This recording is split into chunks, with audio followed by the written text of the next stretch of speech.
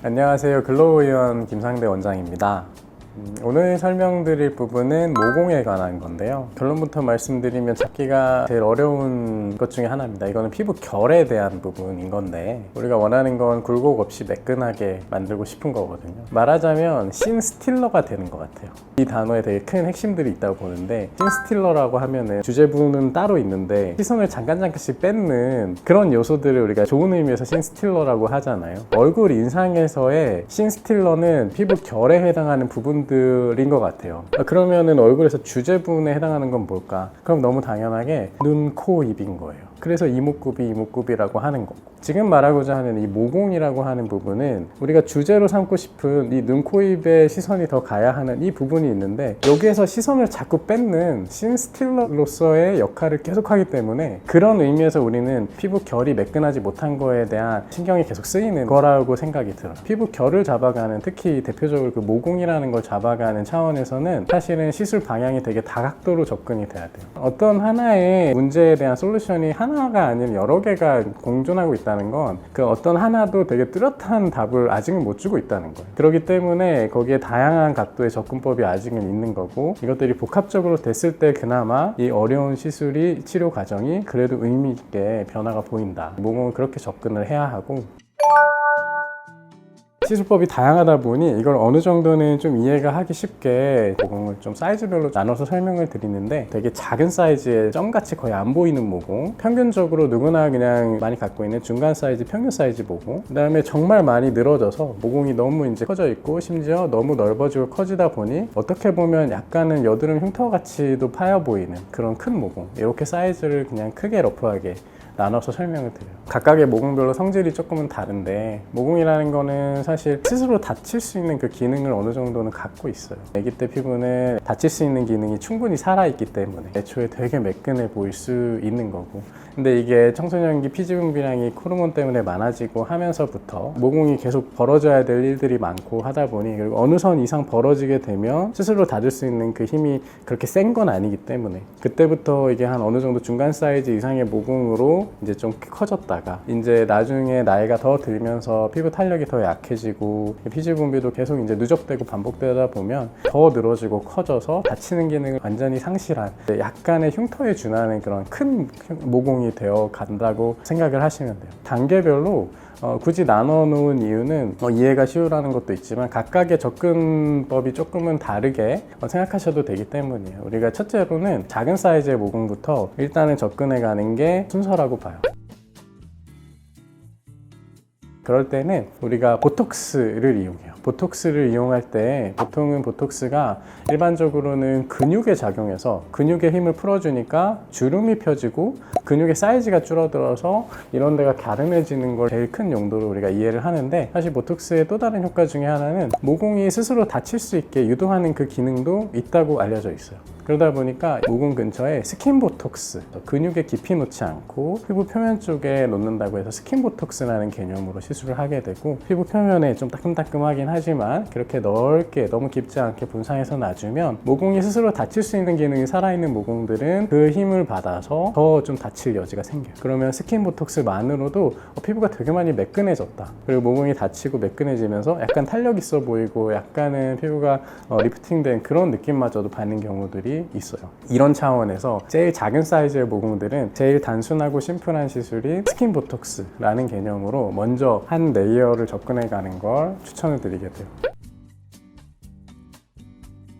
근데 대체로는 이것보다는 좀 더 큰 중간 사이즈 이상의 모공을 갖고 있기 때문에 그게 눈에 더 많이 거슬려서 중간 사이즈 이상의 모공을 어떻게 접근할 거냐, 이게 좀 더 큰 관건이 돼요. 성인 되면서부터 더 보이기 시작하는 중간 정도 크기 이상의 모공들은 이 보톡스만으로는 사실은 효과를 잘 못 느끼는 경우들이 많아요. 이런 모공들은 실질적으로 보톡스보다는 센 열 자극 같은 걸로 모공이 벌어짐으로 인해서 약간 파여 보이는 그 피부 부분을 탄력 자극을 더 세게 줌으로써 피부 자체가 스스로 더 리프팅돼서 닫을 수 있게 할 수 있는 그 열 자극을 줄 필요가 있는데, 이럴 때 대표적으로 우리가 할 수 있는 시술이 니들 RF라고 많이 표현을 해요. 니들 RF는 이제 번역을 하면 RF는 고주파를 뜻해요. 그래서 주사침 끝에 고주파 열 자극이 나갈 수 있게 하는 이런 종류의 레이저 시술로 미세한 주사침들을 피부에 이렇게 촘촘촘 살짝 이렇게 넣어주면 그럴 때마다 열 자극이 그 팁 부분에서 나가서 피부에 직접적으로 열 자극을 주면서 모공들이 탄력 자극을 계속 주는 거예요. 보톡스보다는 좀 더 강한 직접적인 자극이다 보니 보톡스로 잡는 그 작은 사이즈 모공보다는 좀 큰 모공들에 더 효과를 좀 볼 수가 있어요. 저희 병원에서 하는 대표적인 시술은 시크릿 레이저라고 하는 레이저로 주사침 고주파로 피부에 직접적으로 모공에 좀 집중해서 자극을 주면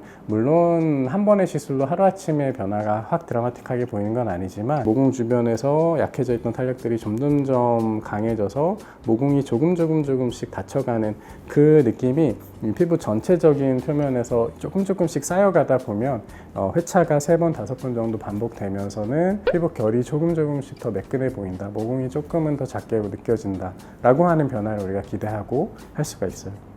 마지막 단계에서 우리가 모공이 이거보다도 더 많이 벌어져서 모공으로 보이기보다는 헛되이 보면은 약간 작은 여드름 흉터 같아 보이는, 이럴 때는 실질적으로 우리가 흉터에 준해서 이 모공을 접근을 해야 되는데, 흉터에 준해서 한다는 건 피부가 어느 볼륨감 이상 실제로 약간 파였다는 거예요. 볼륨 자체가 없어진 부위가 있다는 거죠. 반대로 그 파여서 우리가 없어진 그 볼륨감만큼을 직접적으로 좀 채워줄 필요가 있어요. 이럴 때 우리가 채워주는 시술로 콜라겐 주사라고 하는 것들이에요. 그 중에 요즘에 아마 제일 보편적으로 많이 하는 시술 중에 하나는 주베룩 스킨 부스터라고 하는 주사를 제일 많이 하게 될 거예요. 이런 콜라겐 주사, 특히 주베룩이 활성화되기 전에는 흉터 전용 필러들이 이런 병변의 정답이었는데, 아무래도 필러는 필러 시술 자체에 대한 부담감도 많이 있으시고 그 물성이 콜라겐 주사보다 사실은 좀 더 부드럽다고 볼 수도 있어요. 되게 센 힘으로 흉터 부분은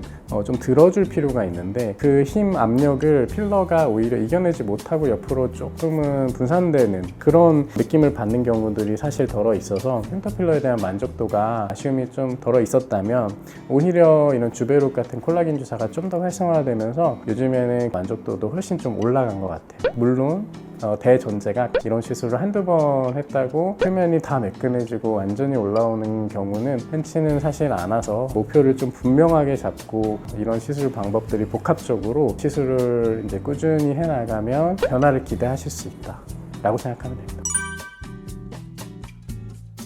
모공이 제일 많은 얼굴의 부위를 좀 구체화시켜서 좀 나눠보면, 제일 눈에 띄는 부위는 나비존이라고 하는 이 볼 부위예요. 이쪽에 모공이 제일 눈에 띌 거고, 그 다음으로는 코에 있는 모공들, 그 다음으로는 미간 이마 쪽, 이쪽 모공도 사실은 벌어지기 시작하면 눈에 좀 띌 수가 있고, 그 다음 마지막으로는 석이랑 입 주변 쪽에도 사실 모공들이 벌어지기 시작하면 좀 보일 수가 있어요. 이런 포인트들이 모공 치료에서는 제일 큰 핵심 포인트가 될 텐데, 이 중에 코를 제외한 나머지 부위는 거의 엇비슷한 탄성도의 피부 질감이기 때문에 이제 복합 치료를 들어가면 효과를 이제 단계마다 좀 기대를 할 수 있다면, 코는 조금 다른 것 같아요. 코는 애초에 코라는 영역은 좀 특별한 요소 중에 하나가, 우리가 피부를 하나 이렇게 넓은 가죽 표면으로 생각해 보면 나머지 부위들은 굴곡이 약간 있을 수 있지만 대체로 이렇게 평평화된 피부라는 가죽이 그 부분을 이렇게 넓게 덮고 있는 부위라면, 코라는 부위는 각진 부분을 피부가 이렇게 둘러싸면서 피부가 이렇게 덮고 있는, 어떻게 보면은 좀 얼굴 안에서 약간 특수 부위라고 볼 수가 있어요. 코만큼은 우리가 접근법을 조금 다르게 해요. 결론부터 얘기하면 스스로 다치는 모공 기능은 기대를 하지 않고, 그래서 스킨 보톡스 개념은 거의 하지 않아요. 안 그래도 예민한 부위인데 보톡스가 아프기도 해서 스킨 보톡스를 굳이 처음부터 시도하지는 않고, 그 다음 단계인 리들 RF, 예를 들면 시크릿 레이저 같은 레이저는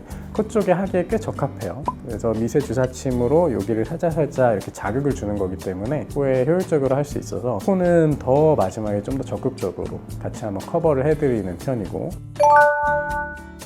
마무리를 좀 하자면, 모공 치료를 필두로 한 이런 피부 결에 해당하는 부분의 변화가 왜 다른 시술보다는 반응 속도가 좀 느리고 좀 더 오래 걸리고 회차가 좀 많이 필요한지, 콜라겐이 함량이 많아지게 하는 걸로 우리가 모공도 더 닫아지게 하고 피부 탄력을 좋게 해서 결을 좋게 하려고 하는 건데, 이걸 그래서 우리가 콜라겐 주사라고 통칭을 하거든요. 주베룩이라는 성분이 그 피부에 이렇게 머물면서 녹기 전까지는 콜라겐 합성 자극을 계속 유도해 주는 거고, 아까 말씀드렸던 이런 시크릿 레이저라고 하는 이런 니들 RF도 열 자극이라고 하는 방식으로 또 다른 각도에서 콜라겐 합성을 유도를 계속 더 적극적으로 시켜주는 거고 하는 것들이거든요. 지금까지의 일반적인 콜라겐이 많아지게 하는 시술은 콜라겐을 직접 외부에서 넣어주기보다는 스스로 우리 몸이 콜라겐을 더 빨리 더 많이 만들어내게 유도를 해주는 과정이 있어요. 많이 만들도록 그 자극을 계속 넣어주고 기다리는 거예요. 콜라겐이 많아지고 나서도 콜라겐이 자리 잡아서